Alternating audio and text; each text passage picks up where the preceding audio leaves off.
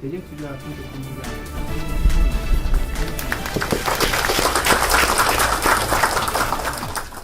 이 시스템에서는 유형 자본보다는 지식 기술 정보가 경쟁력의 원천이 되는 사회로 변했다. 이렇게 보시면 되려있습니다. 그래서 정보와 지식의 중요성이 강조되는 사회로 변화되었다라고 보시면 되고요. 또 지식이 새로운 가치의 창출과 생산성을 유도하는 사회가 도래되었다. 이렇게 보시면 되려있습니다. 그 예가 옛날에는 재산 그러면은 대부분이 어떻게 해요? 이러한 유형적인 재산만이 재산으로만 생각했습니다. 그러나 시대가 변해서 이제는 무형적인 자산이 더 중요한 시대가 됐죠. 국내에도 뭐 1997년도 진로가 보도가 나서 국세청이 담보로 잡은 것이 바로 뚜꺼비 한 마리를 7조 원에 잡은 기사도 제가 읽은 바가 있습니다.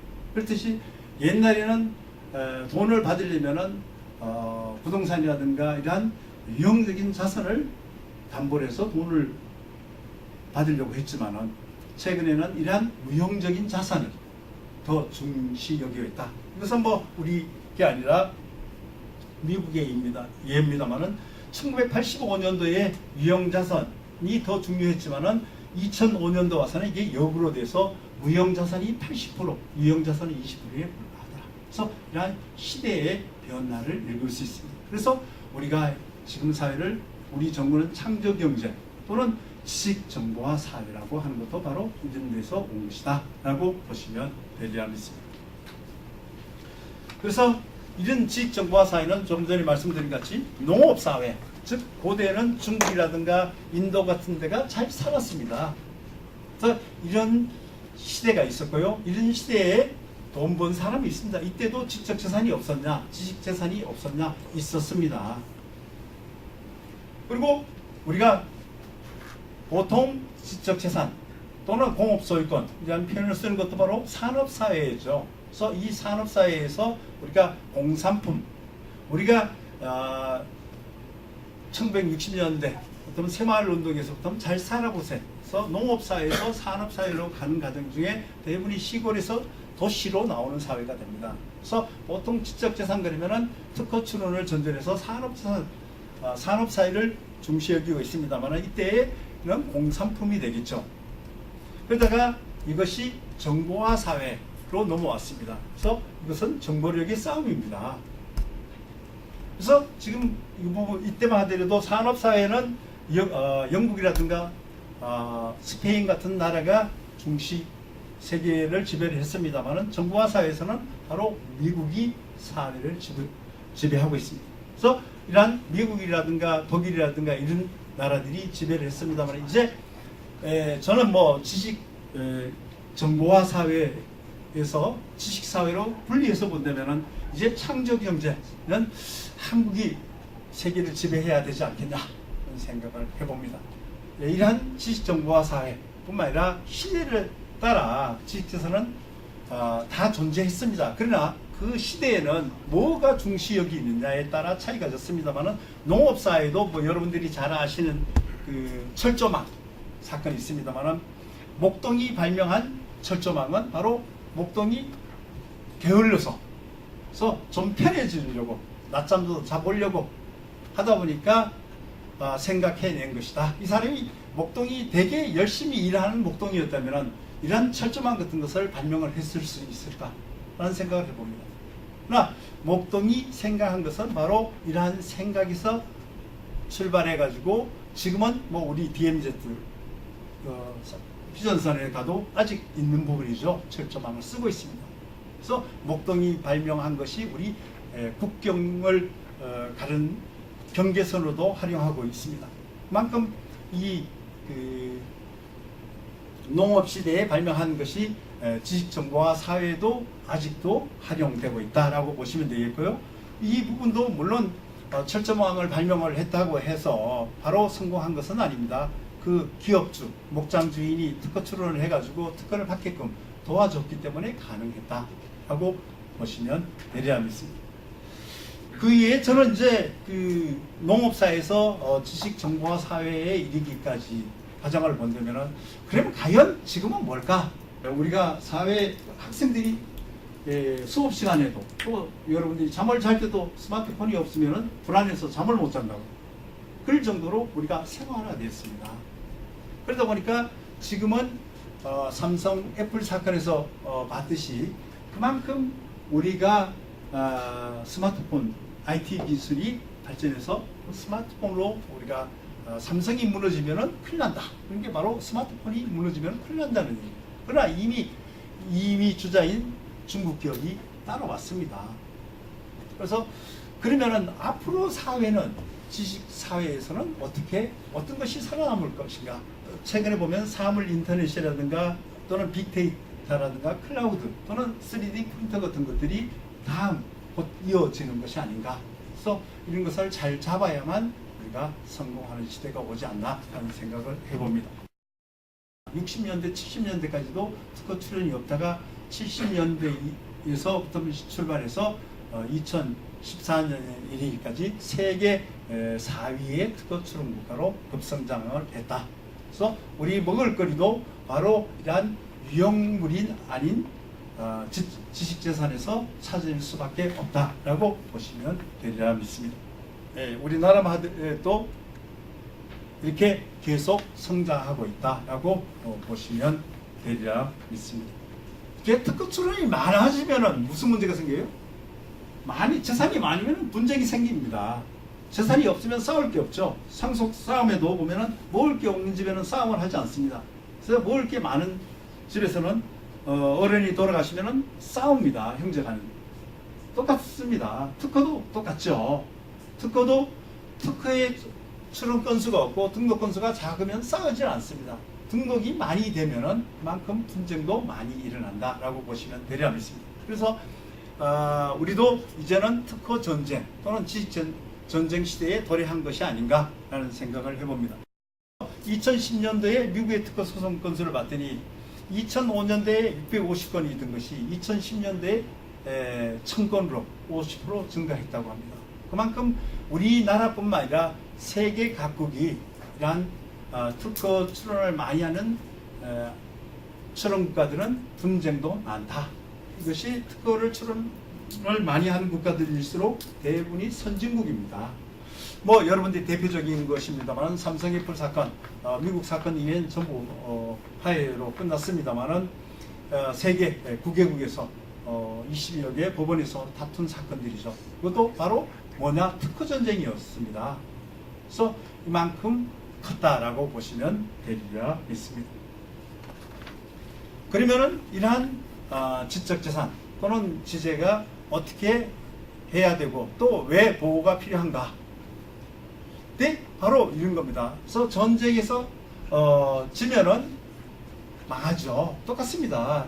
이것도 기술을 특허 분쟁에서 패배하는 경우에는 사업을 포기해야 한다든가 또는 손해배상액의 막대한 금액을 지불해야만 가능하다라고 보시면 되리라 믿습니다. 여러분들이 잘 아시는 코닥 사건. 여기서 90년대 코닥이 지면서 즉석화 카메라에 대해서 원천 특허 침해했다고 판결이 내려지면서 막대한 손실이 생긴 겁니다. 물론 디카랄까요? 스마트폰의 등장으로서 같이 거의 망하다시피 한 기업이 바로 이러한 코닥이 아닌가라는 생각이 듭니다. 이러한 지적재산, 지식재산으로 왜 다투는가? 이것은 우리나라 기업들이 기술 경쟁력을 갖추고 있어 해외로 진출하기 때문입니다. 그래서 삼성 애플 사건과 같이 우리나라 기업이 한국에서만 있었다면 그렇게 싸움을 했을까? 하는 생각을 해보시면 되겠고요. 또 하나는 우리 특허 출원 건수가 세계 4, 5위로 증가했기 때문이다. 그 다음에 또 기업들이 이제는 지재를 갖고 지재 경영을 하기 시작했다라고 보시면 되리라 믿습니다. 또 하나의 부분은 이러한 소송액도 증가했기 때문에 일어나는 현상이 아닌가라는 생각을 해봅니다. 특허 분쟁이 증가하고 있는 이유는 첫 번째는 특허에 대한 권리 범위가 명확하지 않다. 어떤 얘기냐면은 특허는 기술이기 때문에, 즉 기술은 정보에 이어서, 두 번째는 이 정보가 추상적이어 글로 쓰기 때문에 정확하게 다 표현하기 어렵다. 세 번째는 자신의 권리를 발명자들이 이것을 될 수 있는 대로 크게 작성하려고 하는 데서 오는 거다라고 보시면 되리라 믿습니다. 최근에 기술의 그 융복합화에 의해서 여러 기술이 체행하고 있다. 즉 스마트폰 하나에 보면은 하나의 발명에 하나의 특허, 또 하나의 특허로 하나의 제품이 만들어진다면은 모르겠지만은 전기 전자 분야에서는 이 300개 기술로 만들어지다 보니까 어렵더라. 하나의 그 제품에는 여러 가지 기술이 융복합화되었다. 이렇게 보시면 되리라 믿습니다. 2013년도에 그 1월 24일자 보면 특허 괴물 삼성, LG 집중적으로 노린다. 그래서 특허를 많이 가진 기업들 또는 우리 대형 기업들을 노리고 있다. 즉 싸움을 해서도 이 돈을 받을 수 있는 기업을 소송을 하지 싸워가지고 돈을 못 받는 기업에게는 소송을 하지 않는다라고 보시면 되리라 믿습니다. 우리나라의 그 MP로부터 특허 침해 소송 현황을 보니까 역시 삼성전자가 제일 많고요. 두 번째 LG전자, 세 번째가 펜텍이고 네 번째가 현대가 요새 도리어 주로 들고 있습니다. 그래서 하이닉스라든가 이렇게 보시면 되리라 믿습니다. 그러면 이러한 지식재산의 보호는 왜 필요한가? 그래서 지식재산은 뭐 이거는 뭐 말씀드릴 필요성이 없다시피 지적재산을 보호하지 않으면 새로운 연구 개발을 하려고 하지 않을 거다. 전부 남이 만들어낸 연구 개발한 것을 짝퉁으로, 즉 모방품으로 이용만 하려고 하지 그것을 새로 막대한 돈을 투자해 가지고 연구 개발을 하려고 하지 않는다. 정부의 역할은 이미 우리보다도 선진국인 미국이라든가 일본은 지제를 갖고 국가 전략으로 세우고 있습니다. 그래서 일본은 2003년도에 지식재산 기본법을 만들어서 운영을 하고 있고요. 그래서 잃어버린 15년, 10년을 만회하기 위해서 지제를 정부의 정책으로 세웠다. 또 2008년도 미국도 똑같이 이렇게 지적재산 우선화법을 제정했고요. 또 대통령 직속에 지식재산 집행조정관을 두고 있습니다. 또 중국도 지제를 중시 여기고 있습니다. 우리 역시 2011년도에 지식재산 기본법을 만들어서 지금 국무총리와 민간 공동위원장으로 운영을 하고 있습니다. 이러한 선진국 또 특허 출원이 많은 국가들을 보면은 우리 박근혜 대통령도 창조 경제 실현을 위해서는 개인과 기업의 창의력과 지적재산이 보상받는 경제 시스템을 만드는 게 중요하다라고 얘기를 하고 있습니다.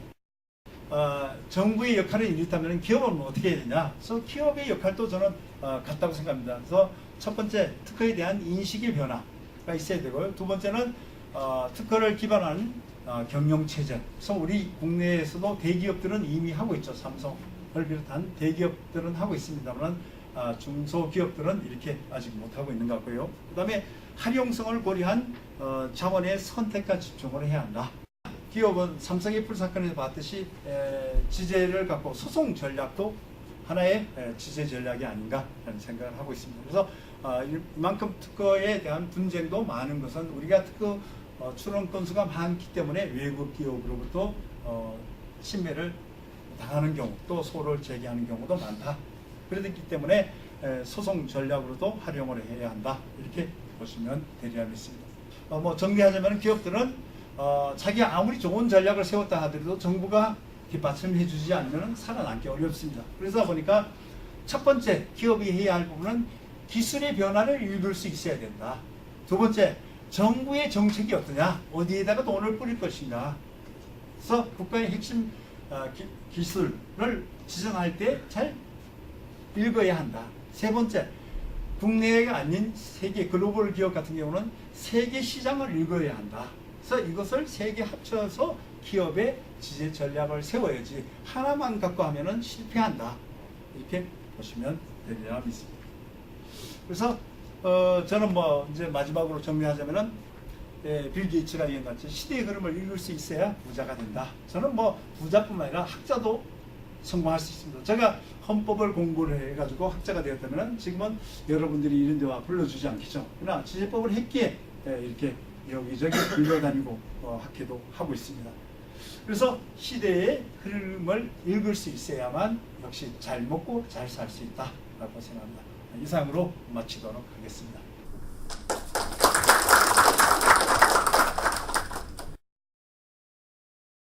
지식재산의 효과적인 지원 정책이라든가 활용화 방안에서 생각을 한다면 저는 특허 침해의 특허를 우리가 이제 기술 이전이라든가 라이센싱을 적극 장려해야 되는데 그래야 이제 사회 전체적으로 한 사람이 개발한 특허가 파급 효과가 이제 효과적으로 시너지를 낼 수가 있죠. 근데 대부분 특허 명세서에 기재된 거라고 하더라도 그것을 보고 원하는 효과를 발휘하도록 그들을 재현하는 것은 사실 불가능하기 때문에 특허를 제대로 이용하려면 거기에 숨어있는 노하우 기술이나 영업 비밀도 함께 보유돼야 되고 그런 것이 함께 이전되고 전달돼야 되는데 이런 면에서 우리 과거에 기술거래소라든가 이런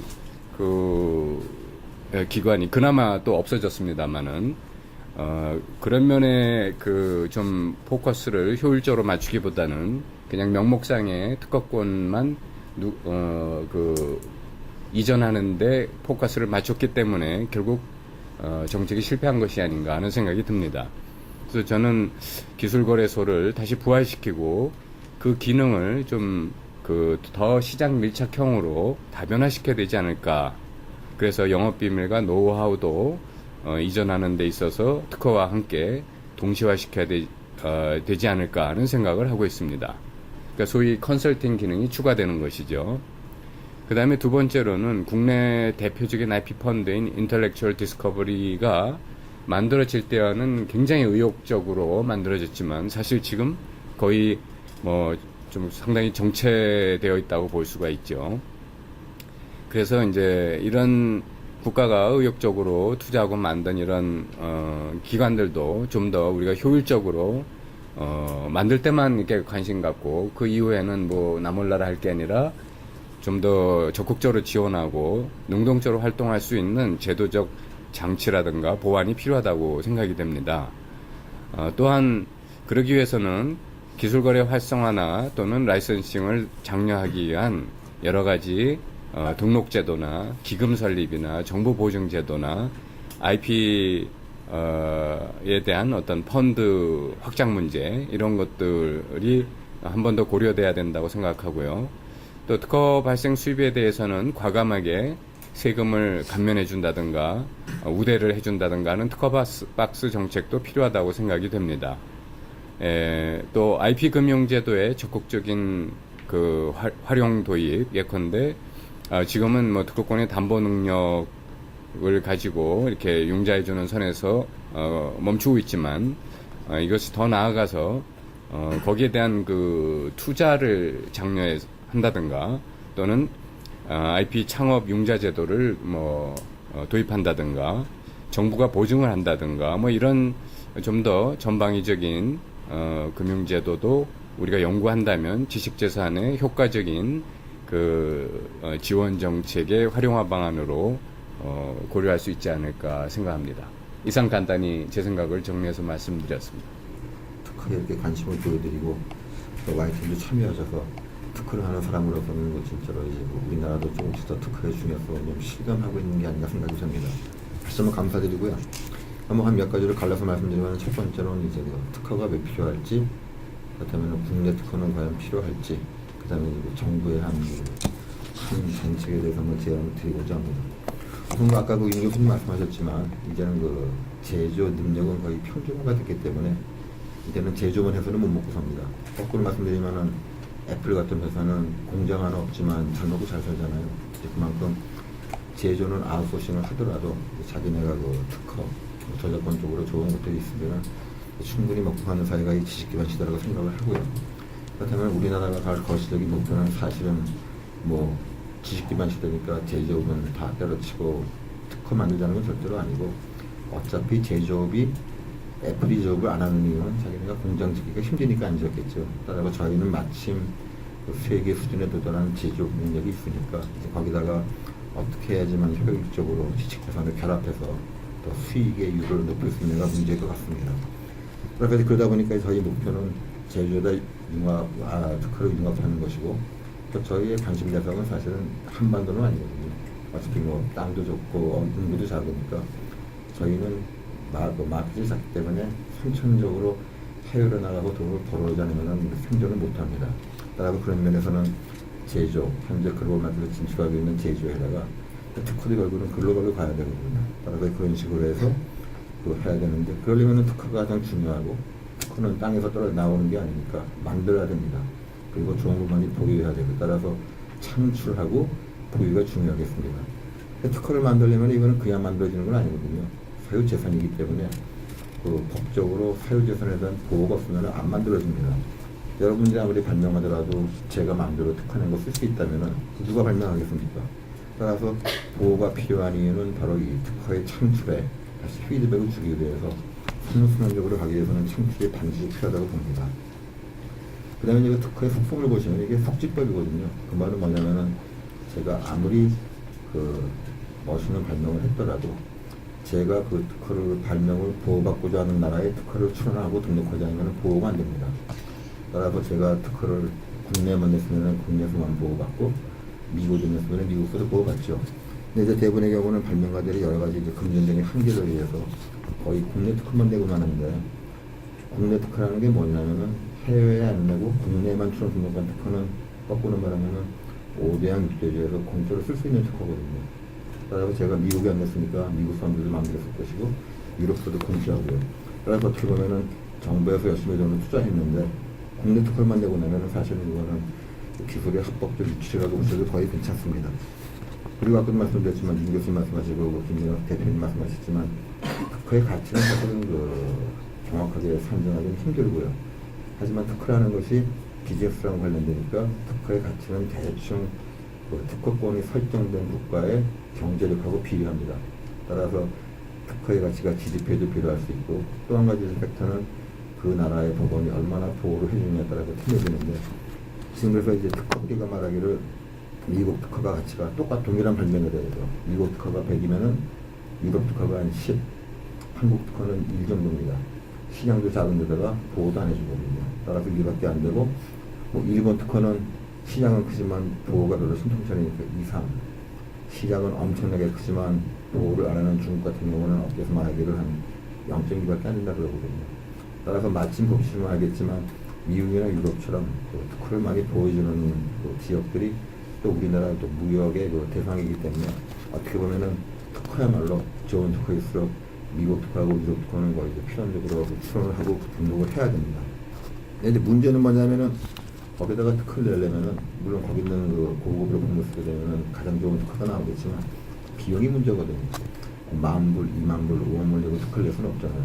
따라서 한 가지 이제 방법이 국내 특허를 낸 다음에 그놈들을 번역해서 미국 유럽으로 나가야 되는데, 문제는 뭐냐면 사실은 보호가 안 되는 걸로 끝나는 게 아니고, 보호가 안 되니까 특허가 값어치가 없으니까 발명가들은 특허 업종용으로 내지 하다 보니까 김 대표님 같은 유수로 보면도 돈을 안 줍니다.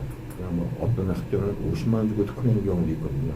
50만 원이면 500불, 미국에서는 특허 변호사 초짜, 중짜 1시간 빌링하는 돈입니다. 보통 특허 하나 10,000불 넘어가는데 한국사는 그거 갖다가 50만 원 내고 나니까 제대로 특허가 나올 수가 없죠. 그래서 이제 보호뿐만 아니라 여러 가지가 얽혀 있습니다. 그 다음에 이제 법원의 보호를 보면은, 이분이 잠깐 말씀하셨지만, 한 2011년도에 카이스트에서 김현정 변리사님이 발표하신 거 보면은, 국내 특허권자가 자기 특허를 침해하는 기업을 상대로 소송을 했다. 했더니만 우리나라 특허법원 상소부분이죠. 거기에서 78%의 확률로 국내 등록 특허를 무효라고 판결했습니다. 그래서 여러분들의 특허가 있더라도 100건 중에서 78건은 그 특허가 등록된 게 무효가 돼버리거든요. 그 다음에 저희가 이제 서울대학교에서 김현장이랑 같이 재작년에 한 과제가 있는데, 똑같은 기간 2009년, 2011년 동안에 특허 소송에서 이긴 사람한테 법원이 내린 손해배상액을 따져보니까 말씀하셨지만 중앙값, 상습평균은 좀 편차가 있으니까요. 중앙값이 5,500만 원입니다. 따라서 제가 특허 쓰면은 심해 의심 없이를 소송했을 때 확률은 78%로 제 특허가 무효가 되고, 나머지 20% 중에서 11%는 제 특허는 유효인데 심해를 안 했고, 나머지 11% 정도만 특허도 유효이고 심해도 인정받았는데 돈 받은 게 5,500이니까 저는 현금인 치료기에 가서 또 1,500 뽑아서 책임 만들어서 변호사 주면 끝납니다. 이게 국내 특허의 현실이거든요. 그러다 보니까 또 이제 그렇게 과연 그런 식으로 특허를 보호하면은 특허법원이 제대로 될까? 왕따 당하지는 않을까. 실제로 이제 왕따다 하면서 지금 퇴출된다고도 할 수 있습니다. 이제 그 대법원에서 특허법원에 주는 그 TO가 재판부 5개, 한 재판부당 판사가 3명이거든요. 그래서 15명이었는데 하도 특허가 무효가 되니까 사람들이 소송을 안 갖고 와서 작년에 제가 작년 봄에 듣기로 5재판부가 4개로 줄었거든요. 그리고 특허법원의 TO도 판사가 15명에서 12명으로 줄었습니다. 그리고 다시 뭔가 이제 그 사법부의 각성이 필요하겠죠. 그렇다고 저희가 뭐 낙담할 필요는 없는 게 사실은 국내 특허는 돈이 별로 안 드는 특허거든요. 시장이 좁으니까. 또 국가적인 차원에서도 의화를 획득하려면 해외로 나가야 되기 때문에 사실 국내에서 보호가 중요한데 보호를 안 해주면은 거기 목숨 걸 필요 없이 다행히 글로벌로 나갈 수는 있습니다. 그런 면에서는 어떤 면에서는 물론 국내에서 보호가 잘 돼서 인프라가 선순환적으로 구축돼서 제대로 특허가 창출되고 그놈을 번역해서 미국으로 나가면 좋겠지만 정 안 되면은 뭐 차선책을 써야죠. 제가 축구 선수인데 K리그 나가니까 2단 접촉에 들어와도 심판이 휘슬도 안 보면 어떡합니까? 그거를 당하고 살든지 아니면은 프리미어리그로 가든지 딴 데로 가야겠죠. 그만큼 이제 실력이 필요하겠죠. 그리고 윤 교수님 말씀에 전적으로 동의하는 게 그리고 IP는 민간 주도거든요. 왜냐면은 특허를 내는 이유도 수익 창출 목적으로 특허를 내고 내 특허를 피하는 제조업체도 수익 창출을 내고 특허를 피해가는 거거든요.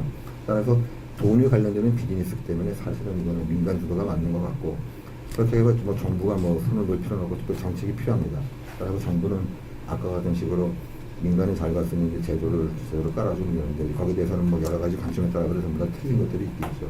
그래서 뭐 이제 시간이 됐으니까 저는 이제 그거 외에 뭐 다른 거 몇 가지만 더 말씀드리겠는데 정부 이제 저희가 이제 그 바라보는 그 특허에 대한 인식이 좀 변화되지 않겠냐. 그러다 보니까 서울대학교가 정부 돈을 받아서 발명을 하고 특허를 했는데 이거를 국내 기업은 5천만 원에 사겠다 그러고 인텔은 200억에 사겠다 그런다. 그럼 누구한테 팔아야 될 것이냐. 뭐 국민의 세금으로 하는 돈이니까 국내 기업에 5천만 원 파는 게 20억에 외국에 파는 것보다 낫지 않겠냐.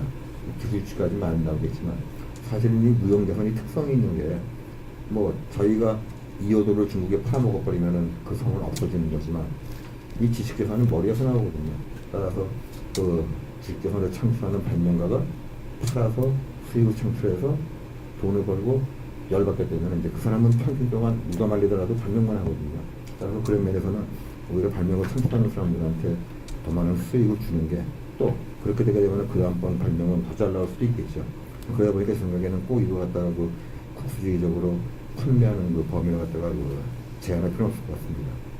그 다음에 또 작년 뭐 말에도 나왔지만 삼성하고 LG가 국내에서 소송을 하니까 국민이 나서서 정부가 나서서 화해를 시켰거든요. 사실 그거는 뭐하고 한다면은 우리나라 축구가 월드컵에서 4강으로 올라가야 되는데 국내 대표팀이 연습하다가 정강이 치이면 어떡합니까? 아플까봐 연습 안 시키는 거하고 똑같거든요.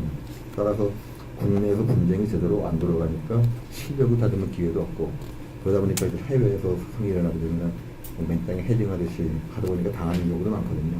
따라서 제 생각에는 이 뭐 특허 분쟁이라는 게 사실은 싸울수록 뭐 죽어나가 자빠지는 특허도 있겠지만 어떤 면에서는 그 양 국내 기업, 대학교, 개인 발명가들의 실제로 역량이 제고되기 때문에 저는 그런 면에서는 국내에도 활발히 게임이 벌어져야지만 그 안에서 쉬지 말아야지만 밖에서 안 쉬겠죠. 그런 면에서는 꼭 국내 기업들 간의 국내 특허 분쟁을 이런 식으로 꼭 그렇게 경험시하면 안 되지 않을까 생각합니다.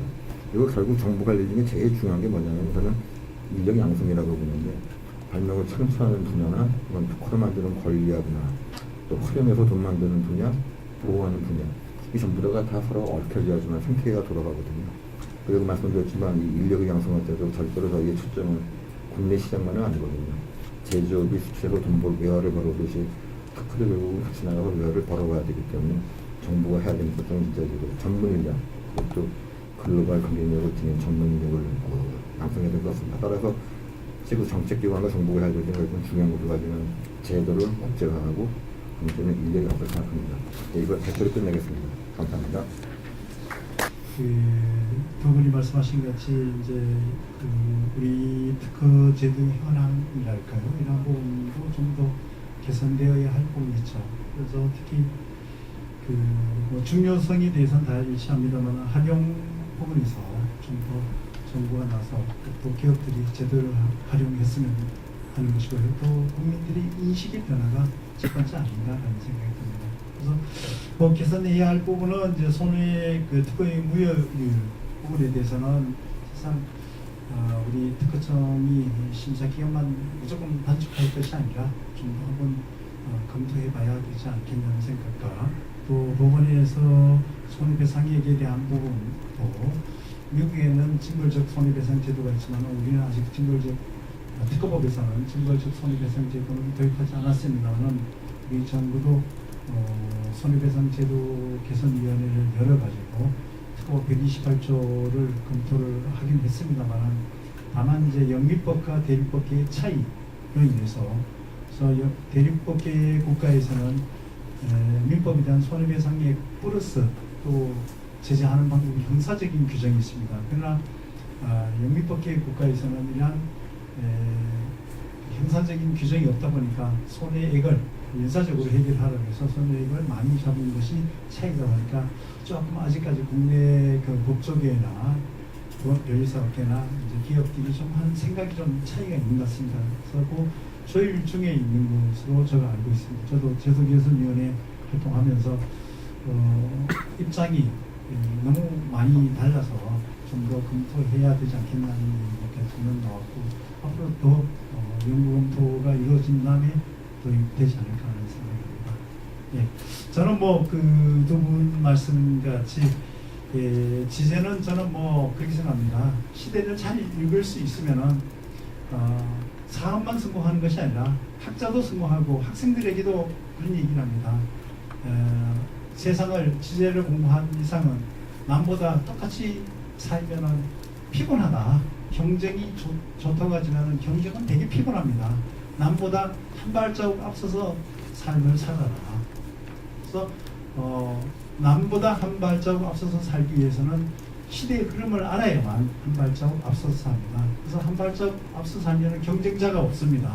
그래서 언제나 독점을 할 수 있습니다.